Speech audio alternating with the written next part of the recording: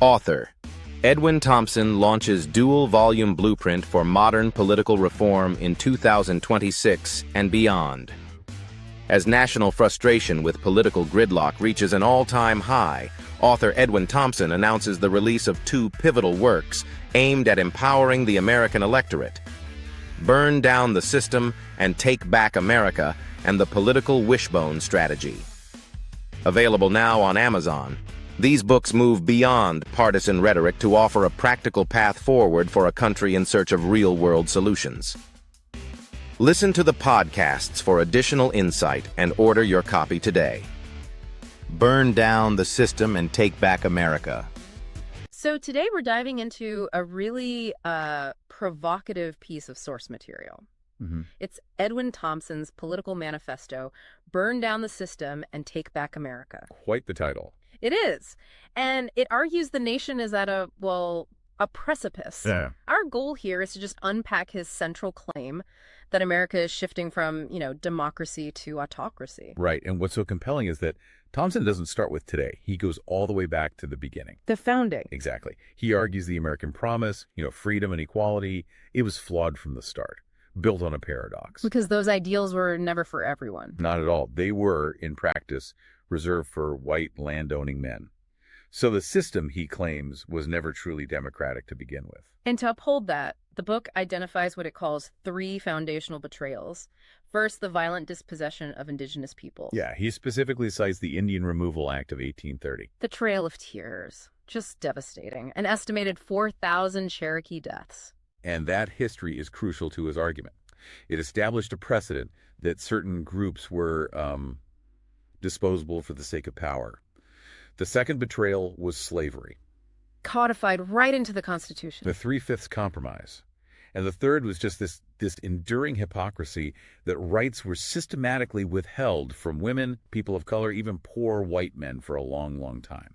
So these aren't just footnotes in a history book for him. No, he says they're the structural faults, the cracks in today's foundation. Okay, so that's the historical setup. How does he connect that to, modern money and power? He argues the system has basically shifted from a democracy to an oligarchy. Meaning power is in the hands of a few wealthy elites. Precisely. And for him, a key moment where that fault line just cracked wide open was the 2010 Citizens United Supreme Court decision. The one about corporate spending. That's the one. It redefined unlimited corporate spending as a form of political speech, and that, he argues, opened the floodgates. Creating a pay-to-play cycle. The pay-to-play cycle, yeah. The government becomes, in his words, a servant of corporate interests. So policy starts to prioritize profit over, people. Over public welfare, exactly. And if that's the financial side of the oligarchy, he then connects it to our political climate. And he focuses on the rise of Donald Trump. He does. The book analyzes how his appeal leveraged these deep divisions, how it tapped into a sense of white fear. And this nostalgic vision of America he talks about. Right. A vision rooted in the Wild West, the cowboys, the guns. The toxic masculinity, he calls it. And he claims this rhetoric legitimized more extremist views, which undermined democratic institutions.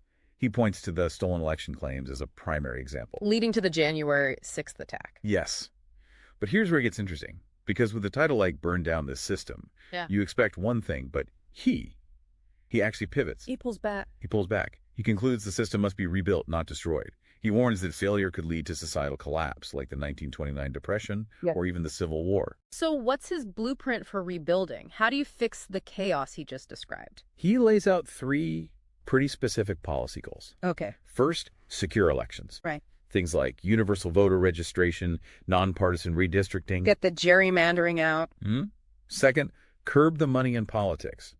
He suggests publicly funded elections and really strict limits on corporate donations. Same the third. Economic justice, a national living wage, and progressive tax reforms. That brings us to a really useful mental model he offers for thinking through all this. He makes a key distinction between information, judgment, and wisdom. Which is so critical today. Information, he says, is just data in context. Right. Judgment is the next step. It's applying a careful, sensible opinion to that data. The decision-making part. But wisdom, that's the highest level. That's about understanding reality, in a way that helps you live a good life. It takes real reflection. So, to quickly sum up his argument, you have to acknowledge the historical betrayals then confront the corporate capture, and finally commit to rebuilding democracy through specific policy. That's the path he lays out. Which leaves us with the final thought, the one for you to take away. Yeah. And the thought is this. You are flooded every single day with infinite information, a lot of it designed to manipulate you. The future of democracy, as Thompson sees it, really depends on your ability to apply judgment and wisdom. To tell the difference between truth and profitable manipulation. Exactly. So the question is, what systems are feeding you information and why? Thompson's second pivotal work is The Political Wishbone Strategy, 2026 and beyond. All right, so let's jump right in. We've got a really compelling strategic analysis to unpack today.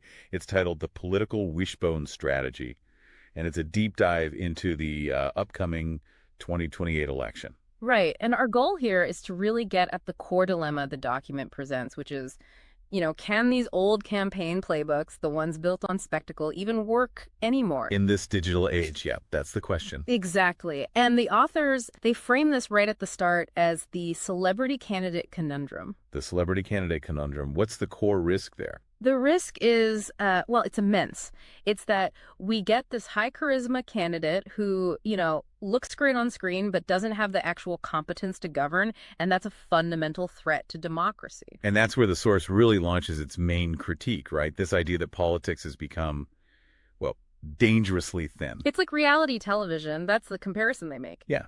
And they use Donald Trump as the primary case study for this, arguing his celebrity, sort of made actual qualifications a secondary issue. It was all about the performance. And if you connect that to the historical record, the contrast is stark. The document points to the founding fathers, and you look at Table 1. They were primarily lawyers, scholars, statesmen. People with deep knowledge. Yeah. Not just a persona. Exactly. And this modern obsession with persona over policy, it leads to what the authors call shallow governance. Shadow governance, where optics are more important than actual expertise. Right. It's all about how it looks, not how it works. So, okay, if that's the problem, how does the document propose we move past it? This is where the title comes in. The Political Wishbone. I love this metaphor. It's from football, of course. The wishbone offense, yeah. Okay. It forces the defense to cover the entire field at once, the middle, the left, the right. It's dynamic. And that's the point. The strategy can't just be one note anymore. The source holds up the 2008 Obama campaign and the 2020 Biden-Harris ticket as examples. Because they didn't just find one perfect message. No. They expanded the field. They built a diverse coalition that could, attack from multiple angles simultaneously. But hold on. Isn't building a diverse coalition just sort of the standard playbook? What's the new insight here? Well, the insight is where you build it. The authors argue that campaigns have to abandon what they call the illusion of the suburbs. The illusion of the suburbs. Yeah, this idea that you can win by just targeting this one monolithic demographic. The truth is that group is completely fragmented now, and it's so saturated with messaging that it's almost pointless. So the real opportunity is somewhere else. The real opportunity is mobilization, expanding the electorate by going where voters feel ignored. And this is where the data in the source gets really, really compelling. They point directly to so-called red states. Because the numbers show a huge contradiction. You have a lot of people voting against their own economic interests. The gap is it's stark. Red states have a median household income of around $61,000. In blue states, it's over $85,000. And it's not just income. Look at healthcare. Those same red states have uninsured rates of, 10 to 16%? Compared to just 2 to 6% in blue states, that's a massive difference in quality of life. It is, and that's the opening. That's the contradiction. Yeah. The source says it plainly, don't go where it's convenient, go where the pain is. Okay, so to speak to that pain, the messaging has to be incredibly focused. Absolutely. The document boils it down to 3 core areas. Number 1, cost of living and affordability. Makes sense. Number 2, jobs and the economy. And number 3 is healthcare and public safety. That's it. Everything has to funnel into those issues. And the candidate's persona, their charisma, that's just the vehicle to deliver those messages. It can't be the message. It can't be the message. That's the key takeaway. At the end of the day, the path to victory isn't about the convenience of celebrity. It's about having the courage and conviction to take on these real substantive problems. Which really leaves us and you with a final provocative thought to chew on. The document's moral imperative is that democracy depends on participation, not performance. So the question becomes, how do we as citizens transition from being just spectators to becoming stewards of the political system?